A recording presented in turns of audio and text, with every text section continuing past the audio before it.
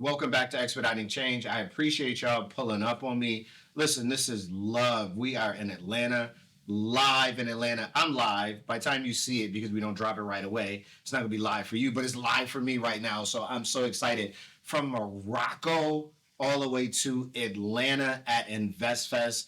I'm so blessed to be able to do this, and only because you all keep liking, subscribing, commenting, even the hate. I love the hate. Come at me. I love it. Let's chop it up. I'm a Gemini, so I can do both. But I appreciate all of it. Tuning into the Expediting Change podcast. Have a wonderful guest with me here today who is super busy, so we gonna get right into it. And I appreciate him pulling up on me.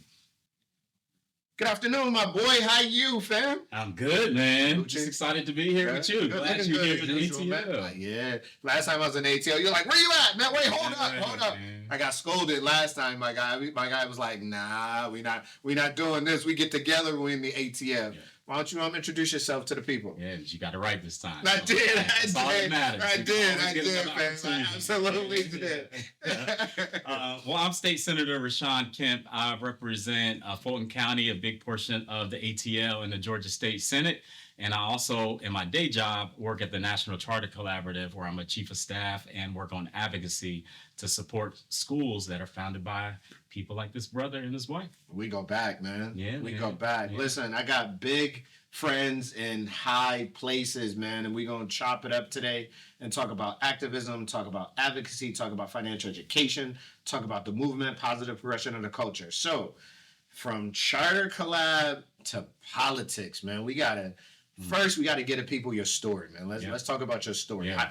Tell me about that.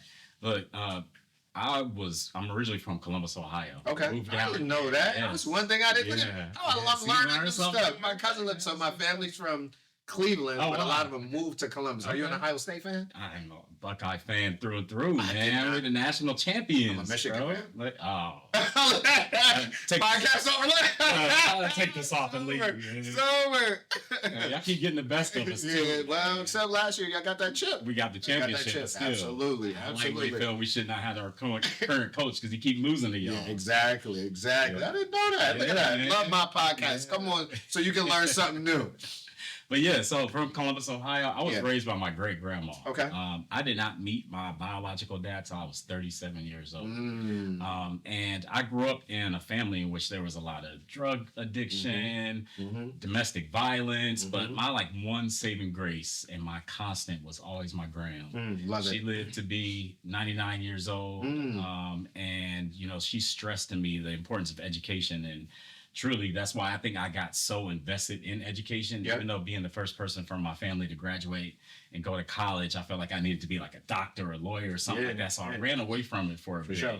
But eventually got into education, took the alternative route, led a charter school, became a principal at the age of 27. And so I've had so many different opportunities to work. And then I got into advocacy and policy because I realized that there was a disconnect, especially with my party, with the Democratic Party and charter schools. Like, I felt like this is something that can really work for our community. And it's saving so many kids' lives. And there's so many kids like me that need education to be able to have the opportunities that we need in life. And so I got into advocacy to advocate for charter schools and been doing it ever since. And decided, you know what, if, these folks can write laws and do things that are impacting our community, I should be able to do that too. Absolutely. I need to step up and serve. And honestly, I want more of us to step up and serve in this way because it's so impactful and effective. And a lot of people, I think, are afraid of, what does that mean being a politician? Just put that to the side. You're just a person trying to make a difference. For sure. So tell me if I'm interested in that piece and getting into politics in that capacity. Get me off the couch. Like what do I do? How was your campaign? How hard was it? Because individuals see that and they I gotta raise a lot of money. I gotta talk to a lot of people. Like what myths can you dispel? Yeah, I'm not gonna lie and say it's not easy. No doubt. Say that it is easy because it's not. It is a lot of work, but it's not as difficult as people probably think it is. For sure. We know so many people and make contacts and communication with so many people. At the end of the day, that's the first thing you do as a candidate. When you announce you're going to run, you reach out to literally everybody in your phone, and you're asking them to support your campaign. Just drop $25. Absolutely. Drop 500 if you can. Absolutely. And a lot of it is like educating our own people. Like Yeah. we get texts about donating to Obama and things like, oh, it's like $3. Well, okay, this ain't Obama. Like, I need more than $3. No doubt. So that's really the hardest thing that I experience is like having to ask people for money. I mean, like you reaching out to ex-girlfriends, ex-boyfriends, whatever, like you're reaching out to them all. But at the end of the day, like there's something that everybody is passionate about. For sure. For me, it's education. For sure. For some, it's like uplifting the Black community or addressing like healthcare or making sure that we make life more affordable. And it's like finding your niche and getting involved in that. And, you know, working and supporting your community. That's what I did. Here in Atlanta, we have what's called NPUs, and so it's neighborhood planning units. I started by Maynard Jackson, and it's just like a smaller like community association that the city turns to make big decisions. And so I got active and involved in my community, which faced a lot of blight, and so just got active and became president of my NPU, my chair of my NPU, and that kind of started my process in getting to know more people in the city of Atlanta and working with folks to address problems in our community. And you know, it's all about building trust and building up on that. Absolutely. So that's what politics really is. Fire. You know, it's a give and take. Yeah. You know? Yeah. So you said you're using keywords, some of what we were talking about earlier that I want to dig into. This might not even be a question, just spouting off maybe a statement, but respond to it from me. So you said activism, right? So you got active.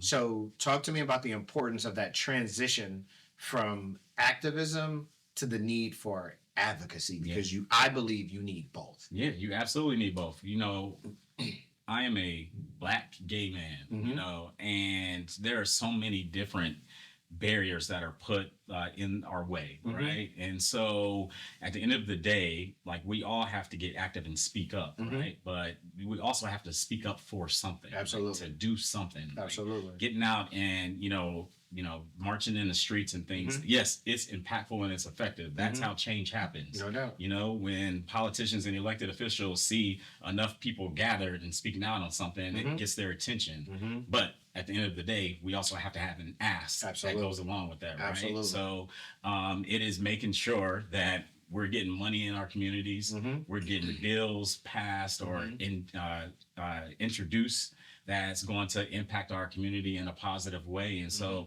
that's really been my focus as an elected official. Like some of the things that I have to work on aren't super sexy, but it's going to change the lives of thousands of kids in the state of Georgia, because right now, 70% of our kids can't read on grade level. That means only 3 out of 10 kids. If you had 10 kids in this room, only 3 of them by statistics would be able to read on grade level. So to me, that's like a major problem, right?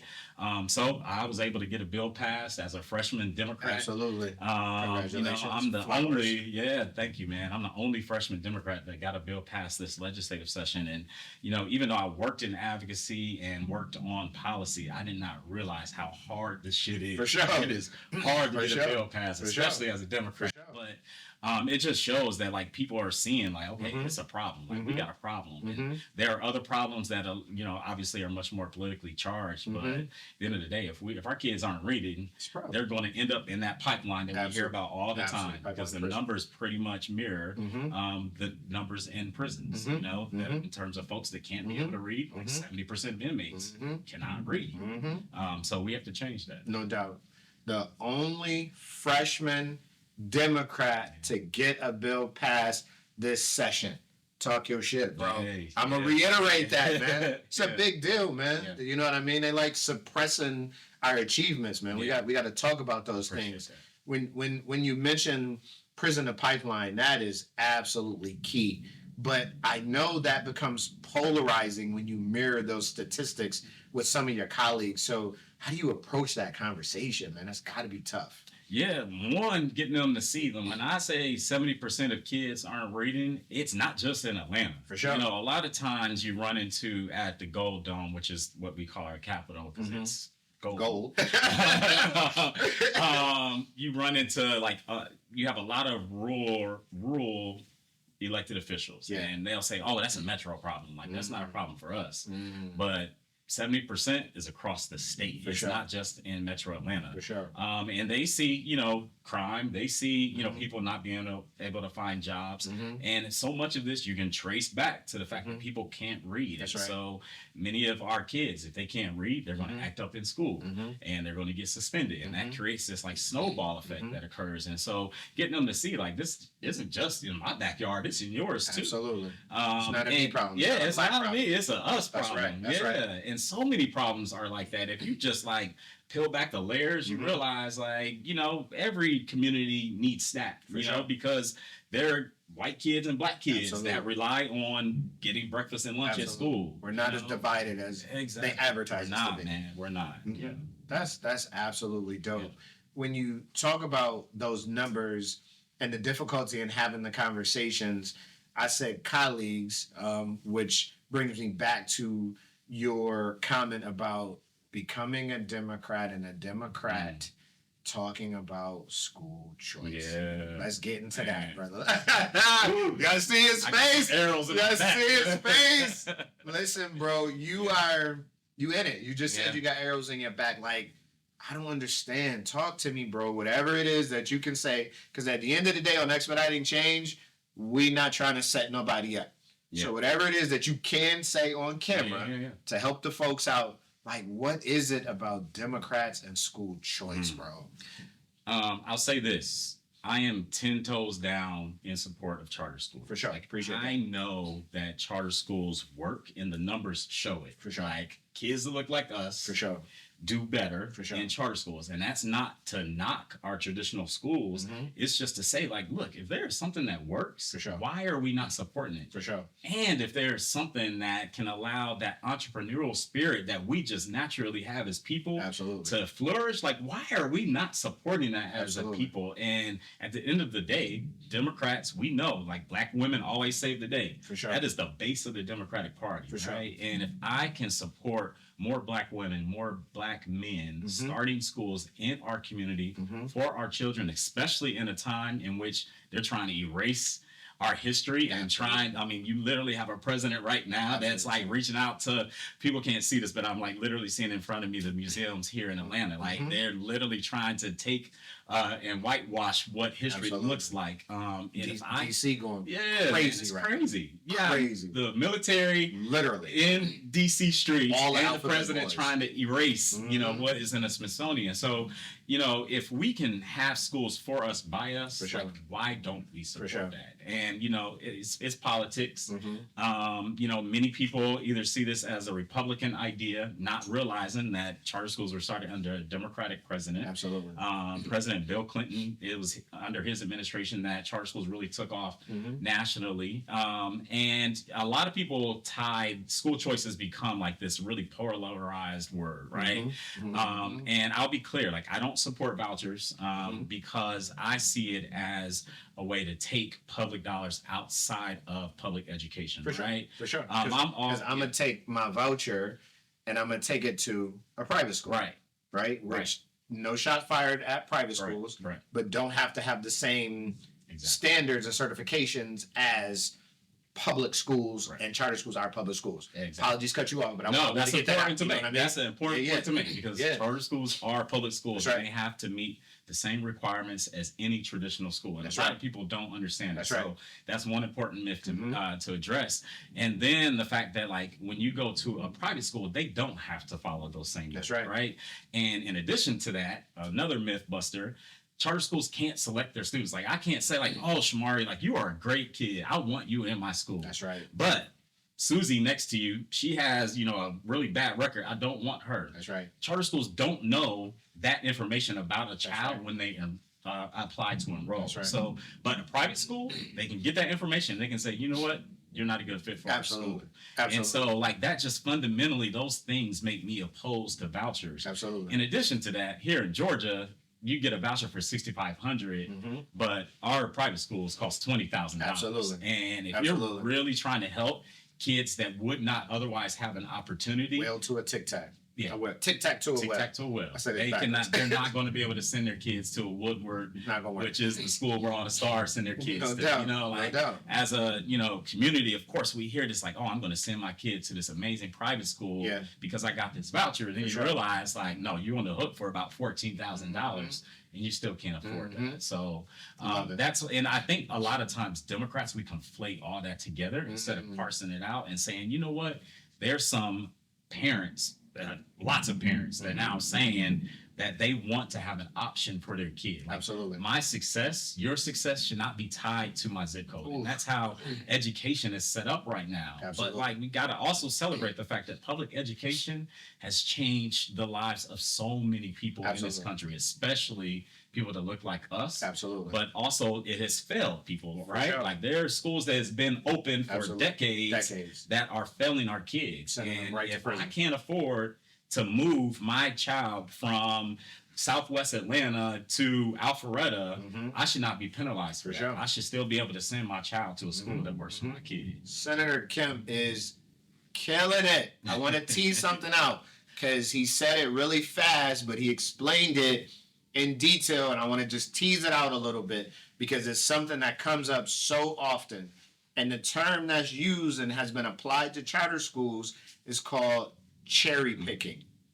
It is 99.98% of the time we live, and it's going down behind it. Like, I don't know if the mic's picking it up, but there's thundering out there like crazy. 99.98% of charter schools across the country cannot cherry pick because the traditional public schools in some form or fashion run the charter school lottery. That's right. So it is a myth to think that charter schools are picking and selecting. What I hear all the time is, oh, you get these students, you get the money, and then you kick them out. Yeah. That is not plausible. And if that happens, those are bad actors that happen in traditional public schools, charter schools, alternative schools, and in private schools. So we do not, charter schools do not cherry pick. You are spitting. Another thing I wanna go into from this charter school democratic advocacy from a marketing perspective. How do we get your frame of mind throughout the rest of the Democratic Party? What do we need to do, bro? We got to see it. Okay. Like, Love that. there's not enough of my colleagues that get to meet people like you. Like, and honestly, like, this goes back to like advocacy and activism. Like, it's not enough just to be a school leader and do great work in your school. Like you just said, you got to talk your shit. Like, you got to let people know all the great stuff that you're doing in your community. And a lot of times that connection is just not made. Like, I don't know if it's like people are nervous to reach out to elected officials. Like, at the end of the day, we're just regular people just like you. Like, and people don't seem to realize that. We have to make very heavy decisions and things, but at the end of the day, we're regular people. Like, we have problems and issues. We have crazy families and all that stuff. Like, we got Uncle, cousin Lucky. But they need to meet our school leaders. Yeah. Like, we need more of that. Like, we need more people like you that's like willing to engage with elected officials. And I truly think that will change the game. For sure. So how do I do that? I'm a CEO, I'm an executive director, I'm a principal of a traditional school or a public charter school, whatever. Like, and I'm a little nervous and I don't know what those steps are. Like, what do I do? Like, look you up, send an email, send it to your chief of staff, chat GPT. Like, you know what I mean? Chat ain't no joke right now. Write me a letter to send to Senator Kemp. You know what I mean? Like, what's on my black man? Put the qualifiers in there. Put the qualifiers in there. I love it. Like, so what do I do? What's my steps? First off, you can reach out to me in my day job. I'll connect you. Like, with the National Charter Collaborative, that's why we're here. Like, we want more elected officials and more people in our communities to know about our school leaders and the work that they're doing. But like, on the ground, like literally you can go to any state website and look up your state senator, your state representative. You just plug in your address. I would do it twice. One, plug in the address of your school, and then also plug in the address where you live. Because a lot of times it's two different things, right? And sometimes it'll be the same. But both of those people need to know about your school, Absolutely. right? Yep. One, I need to know because you literally are a person that can vote me in or out, right? So you have a lot of power there. But two, I need to know if you work in my community because you have a connection to hundreds of parents that live in my community, right? And so a lot of times you just don't even realize like the collective power that we have. We get charter school parents reaching out to elected officials. It's a game changer. So looking on the website, and every state website has it where you can, add your address and it'll pull up like, this is your representative, this is your state senator. But don't stop there. Like literally reach out to your United States senator and your congressional representative as well, because a lot of money, even though Donald Trump's trying to get rid of it, a lot of money comes from the U.S. Department of Education, and that money comes from the Congress. Absolutely. They appropriate that, so they need to know about our schools too. Absolutely. So beside dollars that are associated with me reaching out, local, county, state, federal, the WIFM for me as a CEO, as an executive director, as a principal, like besides those dollars, what does that do for me? Now I connected with this senator. What's my ask? Yeah. Like what's next for me? One, as a school leader, your ask is to come visit your school. No doubt. They need to visit the school. Write these down. That changes the game. When they see kids that look like them being educated in some amazing schools, and they're celebrated and they're happy, game changer. How can I be against that, right? No doubt. And then also talk about stuff that matters to you. Like it doesn't just have to be about education. Like you literally are an advocate for your community. For sure. Like if you have roads that need to be addressed, if you have issues or parents that aren't getting their unemployment, talk to us about that. Absolutely. Because we can change that. Like one thing that a lot of people don't know, we as senators and representatives have a direct line to any state agency, and that's just how the world works. They'll answer us before they'll answer just an everyday person. But it can truly change the game. And in addition to that, I think your ask is whatever funding or anything you need for your school, they're the ones that you make that ask to. Love that. We me and CEO Agent, we calling everybody. Yeah, we pulling the phone book up. We going to the county. It does, and it makes a big difference. And I can attest to what the senator said. When I have conversations on the phone with politicians, and not just politicians, even business folks. And the story that I tell, we had our 74,000 square foot facility, right? We told all our family, hey, listen, we're about to start a school. We're about to open up a school. They're like, oh, even my mama, oh, baby, that's nice. Start a school. That's so cute.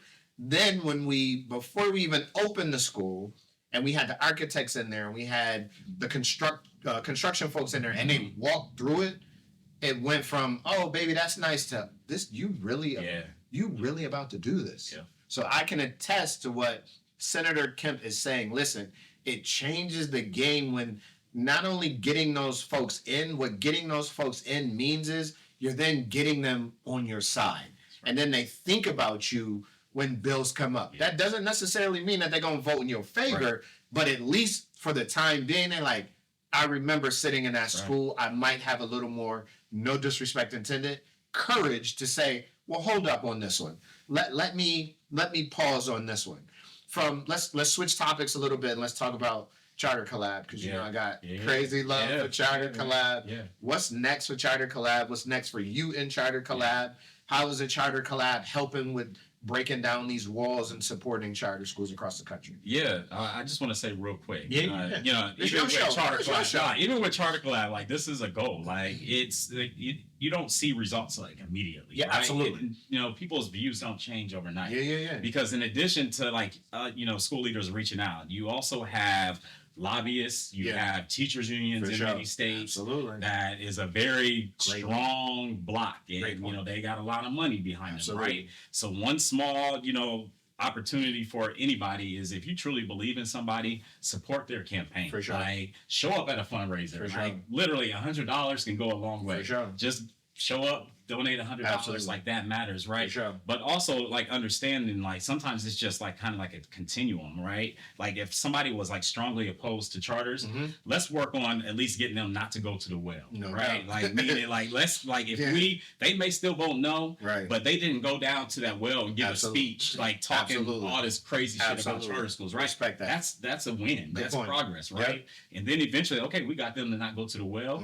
Let's work on them voting yes Absolutely. on something. And sometimes, you know, it may not be like the first bill, but you know, it takes some time. Love and that. To your point, you got to build courage, right? And it's like working on muscles. You got to keep working on it.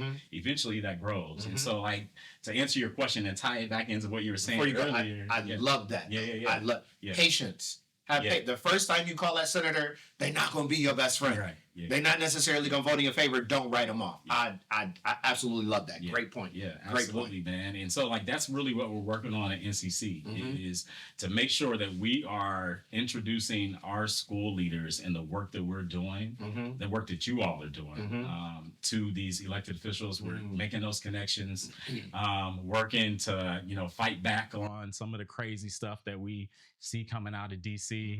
You know, one of the things we just had to work on. A lot of the crazy stuff I did. Yeah, it's a lot of crazy stuff, man. It's like every day it's something like even more crazier that happens, man. But you know, we were really big on making sure that the title funds got released because you know they were holding back money to stop parents from being able to send their kids to after school. Absolutely. You know, like, and if I can't send my kid Unnecessary. to after school, then I can't stay at work. Absolutely. Like that's an economic issue. Absolutely. Republicans love economics. Absolutely. Business, right? And so getting them, sometimes it's just how we work. Speaking a language. You know, and you know, working up with schools to realize it may be a different game. Maybe we don't say DEI no more, even though like, you know, it's BS what they're doing. For sure. Right? We just find a different way of saying it. But Absolutely. we still accomplish the same. Absolutely. Goal, you know? And the things that I talk about, you are DEI, bro. Yeah. Like, Yes. you know what I mean? Like you have a seat. And if someone has a school and they're Black co-founders, reach out to you. Yes. Like we don't have to wait on DEI initiatives to build our own table. Now, don't crucify me. Yeah. I'm not tap dancing on expediting change. What I'm saying is if we can get DEI, cool. Yeah. But in the meantime, in parallel, simultaneously, whatever word you want to use, we got to build our own tables. Because at the end of the day, if I'm hiring, and this is no knock to me as a Black person, someone else as a white person, or Latin American, we typically hire those who look like us. Yeah. So if we're putting ourselves in those positions to be able to hire individuals, that's DEI right there. It's natural DEI. I love the work that you're doing, bro. It is great. You already know. Anything you need from me, man, I'm gonna support you right out the gate. I owe you a workbook, but definitely get you a workbook. I'm a man of my word. I got to ask you the hot seat question. Yeah. And the hot seat question is, I know you're gonna murder this. You're in politics. You're a senator, but the hot seat question is, what are you doing? Well, let me back up a little bit because as we discussed, expediting change, as it came about, my raw feeling was moving from just burning shit down to advocacy. Now, that does not mean we don't continue to burn shit down. Yes. But we got to burn shit down, and we also have to create sustainable pathways and solutions for the positive progression of the culture. So what are you doing right now to expedite change in your community? Yeah. You know, I do it every day. Like I'm always on social media trying to burn shit down. I'm tired of the shit that this administration does, right? But I think it's twofold. Like I think you can do that. You can call them out and push back on them and you know, make sure like our community knows the bullshit that they're doing. Yeah. But also realizing that I, as an elected official, have a responsibility. Like I wasn't sent to the Senate to be a great Democrat. I was sent to the Senate to be a great senator, right? And so I have to do what I can to ensure that we are moving this state forward. And I truly believe, like, especially now, like everything's connected. Like what Georgia does, Maryland's going to do. What Maryland does, Florida's going to do. Somewhat. I mean, of course, you know, you got Republicans. Yeah, no doubt, no doubt. That probably wasn't the best. Florida and Texas, they come no, Maryland ain't gonna do what Florida does. No doubt. Wait, please. But you know, recognizing that, like, if our kids can't read, if our families can't afford childcare, like, there are ways to like impact our community that yes, other communities are going to be, get opportunities from it as well. But like, we have to find ways to work across the aisle. That's going to, as we talked about earlier, like, this is in my backyard and it's in your backyard. So how can we work together to get some shit done? Right.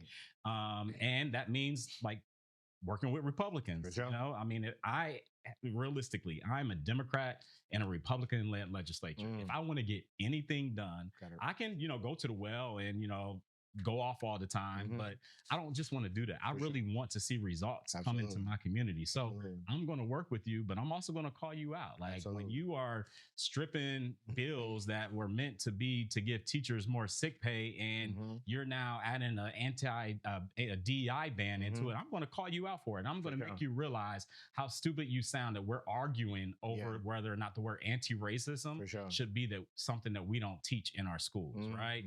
So much so that they get embarrassed and I'm like, okay, well, how about this, Senator? How about we make it a capital A instead of a lowercase a? Get them to see like, you just hear how crazy Are you serious? Right. But like, doing stuff like that and fighting back, like, shines lights on what is happening. And as a result of our pushback, that bill didn't pass, right?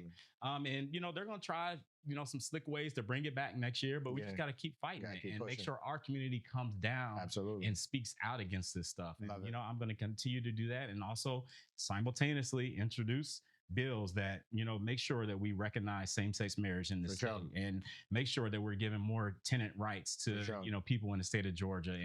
And ultimately we'll find ways to work together, and there'll be times where I just gotta call you out on your BS. Absolutely. That's my responsibility. Love it, bro. Absolutely love it. You absolutely murdered it. Is there anything else while you have the platform you want to tell the people, or you want to invite the people to, or you want to tell about yourself? Yeah, as I shared, like, I introduced legislation here in Georgia to ensure that same-sex marriages are protected. I am married, have an amazing husband who is a mental health specialist, Dr. Ken Kemp. We have 2 amazing kids. And we're not an anomaly. There are many families like ours, right? And so you now have a Supreme Court who is going to, at some point, take this up. And my bill will address that and protect marriages here in the state. So if you are in Georgia, reach out to your elected officials, reach out to the lieutenant governor, reach out to that speaker, and tell them to give this bill a hearing, because we need to protect families, and people should not be thrown into chaos. And we're going to keep pushing and keep fighting, because at the end of the day, love is love, and we got to respect families. Love it. I appreciate it, brother. You murdered it today. You came on and killed it. One take Hove, we're gonna call you. Hey, man. There we go. One take Senator. Hey, one take my Senator. My name in college was Hove. No lie. Like, I didn't even know that. I swear I Hove, didn't know that. That's crazy. Swear I didn't know that. Hey, that's my favorite rapper, man. That's why they called me that. Listen, this was an amazing conversation, and when we start talking about activism to advocacy, I get goosebumps, man. And you just heard from the senator everything that he said, and even in his commentary, he was vulnerable right away on Expediting Change and said, listen, I'm a black, gay Democrat who supports school choice. So I have to have a level of confidence where I believe in me. I'm going to burn shit down every single day, as he said, on social media, and going to the well. I learned a new term, going to the well. I like that. I'm going to go to the well now and burn shit down, right?